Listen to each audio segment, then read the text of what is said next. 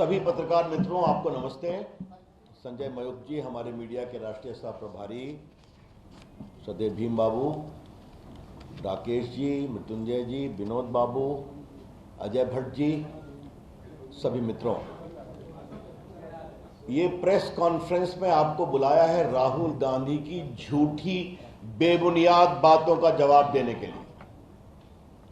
अभी उनका दिल्ली में प्रेस कॉन्फ्रेंस हुआ है और अपनी आदत के मुताबिक राहुल गांधी ने भटकाने की कोशिश की, गलत बयानी की और विषय पर कुछ नहीं बोले। राहुल गांधी को सजा हुई है 2019 में उनके एक भाषण पर। आज राहुल गांधी ने क्या बोला? उनका कमेंट था, मैं सोच समझकर बोलता हूं। तो राहुल गांधी ने 2019 में जो बोला था वो सोच समझकर बोले थे। मैं उन्हीं की बात को कोट कर रहा हूं। और उन्होंने क्या कहा था? ये सारे मोदी चोर क्यों होते हैं? मोदी बिहार, पूर्वी भारत, पश्चिम भारत में पिछड़े और अति पिछड़े समाज से आते हैं, सबसे बड़ी संख्या में। तो श्रीमान राहुल गांधी ने पिछड़े समाज का अपमान किया था पब्लिक मीटिंग में। आलोचना करने का अधिकार है, गाली देने का अधिकार नहीं है। और राहुल गांधी ने गाली दी थी, बेइज्जत किया था, बेबुनियाद बातें की थी। तो राहुल गांधी जी, अगर आपको गाली देने का अधिकार है, एब्यूज करने का अधिकार है, तो जो पीड़ित होते हैं उनको कोर्ट में जाने का अधिकार है। वो कोर्ट में सुनवाई हुई, उनको भी अपनी बात कहने का वकील के माध्यम से मौका मिला। कोर्ट ने पूछा, आप माफी मांगेंगे? उन्होंने कहा, मैं माफी नहीं मांगूंगा। तब यह फैसला हुआ है। और ये राहुल गांधी पर 7 मुकदमे और चल रहे हैं डिफेमेशन के। तो ये जो कहा जा रहा है उनको फंसाने की कोशिश की गई है, इसका आज की घटना अडानी प्रकरण से कोई मतलब नहीं है। 2019 में उन्होंने पिछड़ों का अपमान किया पब्लिक मीटिंग में, जिसको मोदी समाज के लोगों ने बहुत पीड़ादायक पाया। और वहां केस हुआ। पटना में सुशील मोदी जी ने केस किया हुआ है, वहां भी कार्रवाई चल रही है। तो ये बात मैं पहली बात कहना चाहूंगा। दूसरी बात, और ये बहुत इंपॉर्टेंट है, कि राहुल गांधी जी कुछ अगर सोच समझकर बोलते हैं तो भाजपा ये मानती है उन्होंने जानबूझकर पिछड़ों का अपमान किया है और भाजपा इसकी पूरी भर्त्सना करती। और देश भर में हम राहुल गांधी के खिलाफ पिछड़ों के अपमान के लिए जबरदस्त आंदोलन करेंगे भाजपा की ओर से, यह हम कहना चाहते हैं। अब दूसरी बात और भी गंभीर है। राहुल गांधी को सजा हुई सूरत कोर्ट में, उनके पास बड़े बड़े वकीलों की फौज है। जरा पत्रकार मित्र शांत रहें कृपया करके। बड़े बड़े वकीलों की फौज है। देश के बड़े बड़े वकील राज्यसभा में बैठे हैं कांग्रेस की ओर से। वो लोग सूरत में जाके सेशन कोर्ट में स्टे क्यों नहीं आग्रह किया? वो हाई कोर्ट क्यों नहीं गए? वो सुप्रीम कोर्ट क्यों नहीं गए? यही कांग्रेस के प्रवक्ता पवन खेड़ा का मामला था। दिल्ली हवाई अड्डे पर कुछ हुआ जहां उन्होंने कहा था मोदी तेरी खबर खुदेगी और बहुत कुछ कहा था। तो 1 घंटे में सुप्रीम कोर्ट से वो स्टे ले आए। तो कांग्रेस की वो फौज राहुल गांधी पर खामोश क्यों थी? भाजपा ये सवाल उठाना चाहती है। राहुल गांधी अकेले नहीं है, 32 लोगों को डिस्क्वालीफाई किया गया है देश भर में। उसमें 6 भाजपा के लोग भी डिस्क्वालीफाई हुए हैं, सजा हुई, डिस्क्वालीफाई हो गए। उसमें अखिलेश सिंह की पार्टी के हैं, उसमें लेफ्ट के लोग हैं, उसमें कांग्रेस के लोग हैं। बिहार में लालू प्रसाद जी डिस्क्वालीफाई हुए, जयललिता जी डिस्क्वालीफाई हुई। अभी जो मोकामा का बाई इलेक्शन हुआ था वो तो सजा के बाद ही डिस्क्वालीफाई हुए थे। जब देश का कानून है कि आपको 2 साल की सजा होगी तो आप तुरंत डिस्क्वालीफाई हो जाएंगे अगर आपके कन्विक्शन को कोर्ट स्टे नहीं करता। उसमें कोई विवेक नहीं है, सुप्रीम कोर्ट कह चुका है दिलीप थॉमस के केस में। तो राहुल गांधी की पार्टी की तरफ से उनको कोर्ट से स्टे दिलाने की कोशिश क्यों नहीं हुई? भाजपा यह कोशिश करना चाहती है। क्या नाखून कटाकर शहीद होने की कोशिश कर रहे हैं? हमारा स्पष्ट आरोप है जानबूझकर यह नहीं किया गया ताकि कर्नाटक के चुनाव में राहुल गांधी के प्रकरण को भुनाया जाए, और ऐसा संकेत उनकी बहन के साथ साथ बाकी लोगों ने भी कहा है। यह बात हम स्पष्ट कहना चाहते हैं। इसलिए जो पूरा प्रकरण है आज का प्रेस कॉन्फ्रेंस, ये सब कुछ एक सोची समझी रणनीति है कि राहुल गांधी को एक बलिदानी बताओ और कर्नाटका में इसका लाभ लो। या फिर तीसरी बात है, क्या कांग्रेस के अंदर कुछ अंदरूनी पॉलिटिक्स चल रही है? राहुल को कांग्रेस से हटाओ और कांग्रेस बचाओ, इसका जवाब तो कांग्रेस को देना पड़ेगा। इसलिए मैं फिर कहता हूं कि राहुल गांधी जी, आपके कन्विक्शन के बाद आपके यहां बड़े बड़े देश के नामी गिरामी वकीलों की फौज है, उन्होंने स्टे की कोशिश क्यों नहीं की? और क्या राहुल गांधी जी आपके लिए अलग कानून बनेगा क्या? 32 लोग डिस्क्वालीफाई हुए तो बाई इलेक्शन हुआ, तो आपके लिए क्या अलग कानून बनेगा क्या? उसकी पूरी सूची मैं चर्चा कर चुका हूं, आपको अभी मैंने कुछ संकेत दिए। आज राहुल गांधी ने फिर झूठ बोला। क्या बोला? कि मैंने लंदन में कुछ नहीं कहा था। आज मैंने इस पर दिल्ली में प्रेस किया था। वो जैसे ही हारते हैं तो विदेश में जाकर भारत के लोकतंत्र का विलाप करते हैं। राहुल गांधी की पॉलिटिक्स बहुत सीधी है। हमको जनता वोट देगी, लोकतंत्र ठीक है। हम हारेंगे, लोकतंत्र खराब है। हम जीतेंगे, चुनाव आयोग ठीक है। हम हारेंगे, चुनाव आयोग खराब है। अगर हमारे पक्ष में न्यायालय ने फैसला किया, न्यायालय निष्पक्ष है। अगर नहीं आया तो न्यायालय कमजोर है। यह उनकी रणनीति है। अभी वो हारे नागालैंड में, हारे त्रिपुरा में, हारे मिजोरम में, और सब अल्पसंख्यक बहुल इलाके हैं। तो लंदन में जाके बोला। आज उन्होंने क्या कहा? हमने कुछ नहीं कहा है ऐसा कि अमेरिका और यूरोप को इसके बारे में विचार करना चाहिए। राहुल गांधी ने आज फिर झूठ बोला है। इसे राहुल गांधी ने लंदन में क्या कहा है आपको हम सुनाना चाहते हैं। सुनाओ।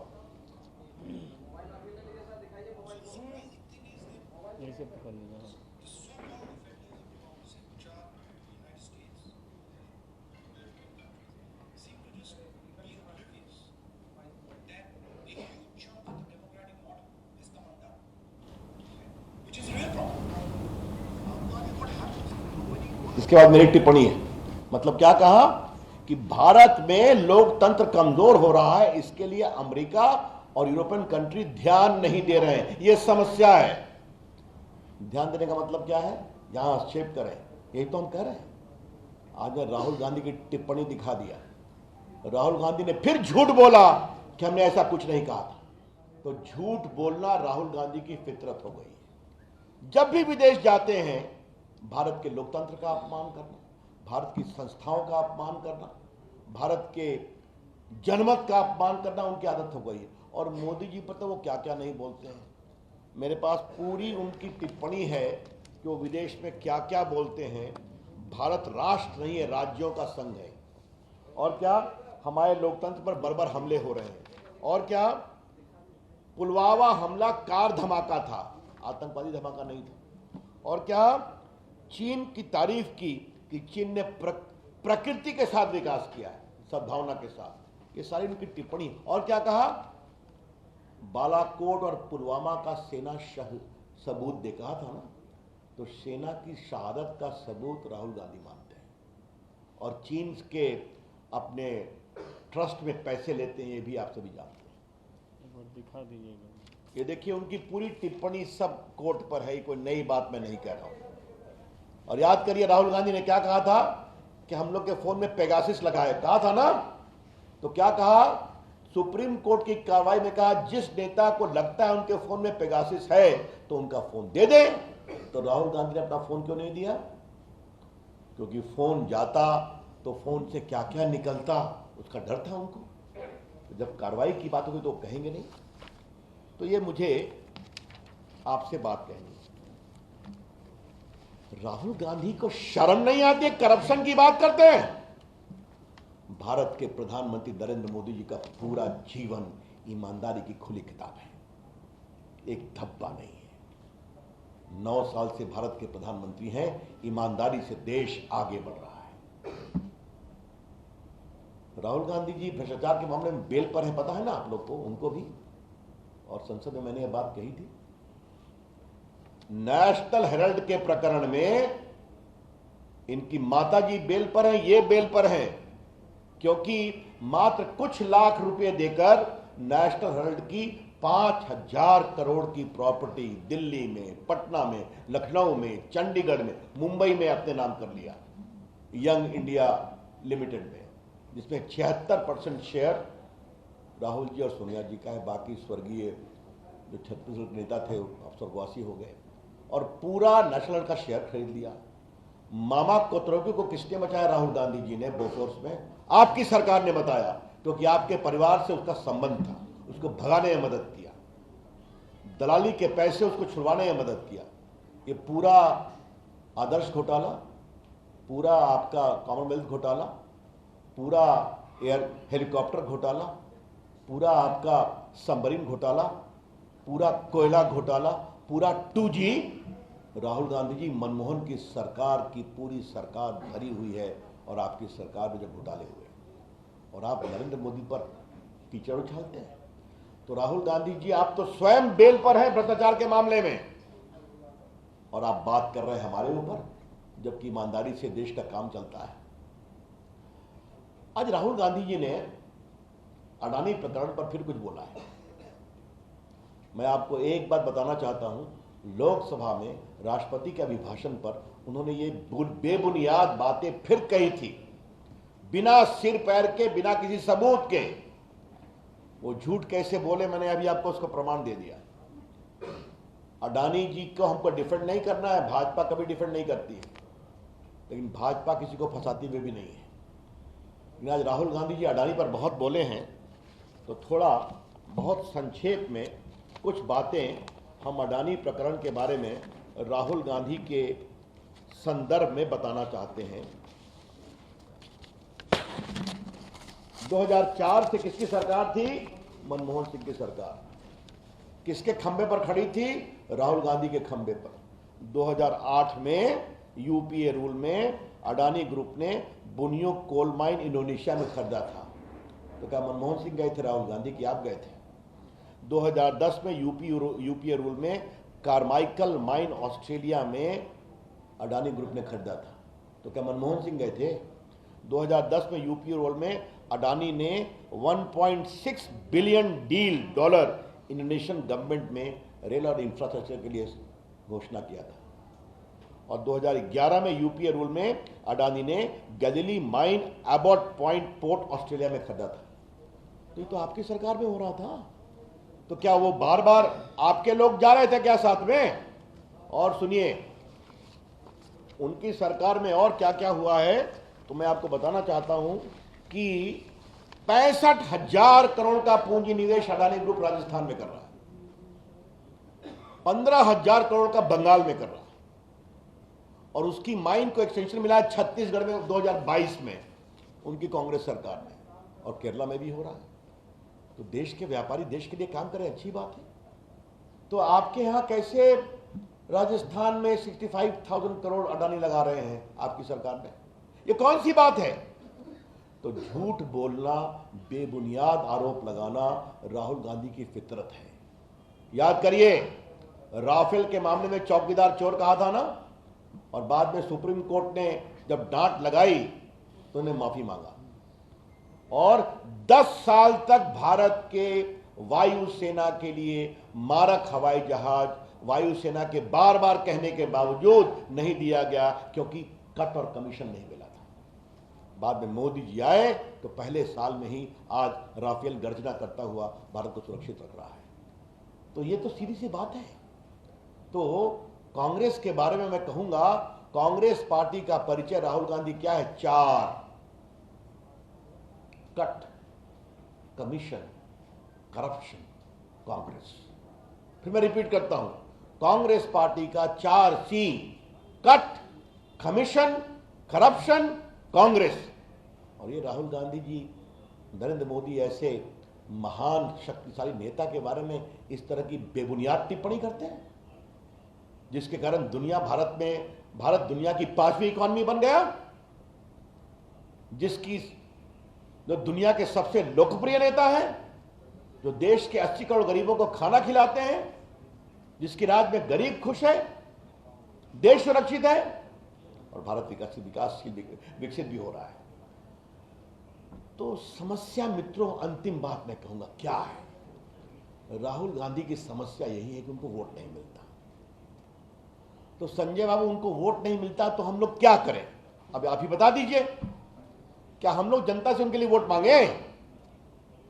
बार बार जाते हैं, हार जाते हैं, मुश्किल से हिमाचल में निकल पाए, 14 हारे, 19 हारे, अभी मेघालय हारे, त्रिपुरा हारे, नागालैंड हारे, कर्नाटक भी हारेंगे और 24 में देश भी हारेंगे। राहुल गांधी ये नहीं समझते कि देश आज कांग्रेस पार्टी की नीति से उब चुका है। तो अब क्या बोलते हैं, मेरे अगले भाषण से मोदी जी डर जाएंगे। संजय बाबू पहले अपनी आंख से डराते थे ना कि हमसे आंख नहीं मिलाएंगे मोदी जी, याद है ना? तो हमने कहा हमारे नेता मोदी जी को छोड़ दीजिए, राहुल गांधी जी संसद में हम लोग भी बैठते हैं, हम लोग से आंख मिला लीजिए, जरा हम ही आपका जवाब दे दें। तो आंख तो मिलती नहीं। अब मोदी जी कह रहे हैं मोदी जी मेरे अगले भाषण से डर जाएंगे। क्या क्या बातें। आज फिर उन्होंने श्रीलंका की बात कही है। श्रीलंका ने पूरे अडानी प्रकरण पर जवाब दे दिया, मेरे पास सारे उनके ट्वीट्स हैं राष्ट्रपति के सबके। ये बिल्कुल गलत बात है। तो झूठ बोलना, बेबुनियाद आरोप लगाना, बस एक ही है कि हमारे पिताजी प्रधानमंत्री, हमारी दादी जी प्रधानमंत्री, हमारे परदादा जी प्रधानमंत्री और भारत के प्रधानमंत्री का एकमात्र पट्टा तो भगवान ने मेरे लिए दिया है, जनता में वोट क्यों नहीं देती? समस्या यही है। तो राहुल गांधी जी, आपको वोट और नहीं मिलेगा।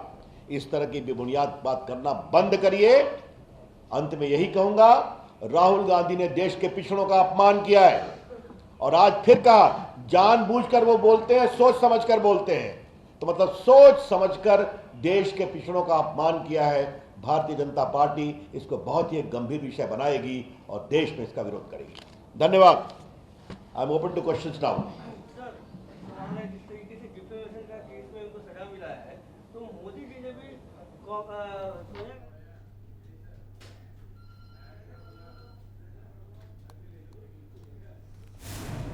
तो राहुल गांधी की प्रेस कॉन्फ्रेंस पर बीजेपी की ये प्रेस कॉन्फ्रेंस और पलटवार किया गया। उन्होंने कहा कि राहुल गांधी ने जो प्रेस कॉन्फ्रेंस की वो बेबुनियाद प्रेस कॉन्फ्रेंस थी, भारत को भटकाने की कोशिश की गई।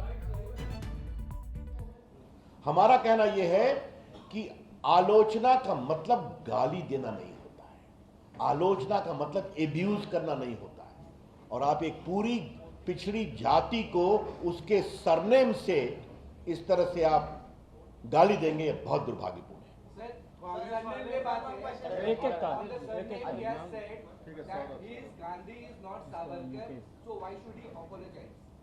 ऐसा है, ये बहस ना हमको उनसे करनी है ना मुझे आपसे करनी है, ये उनको कोर्ट में बोलना था।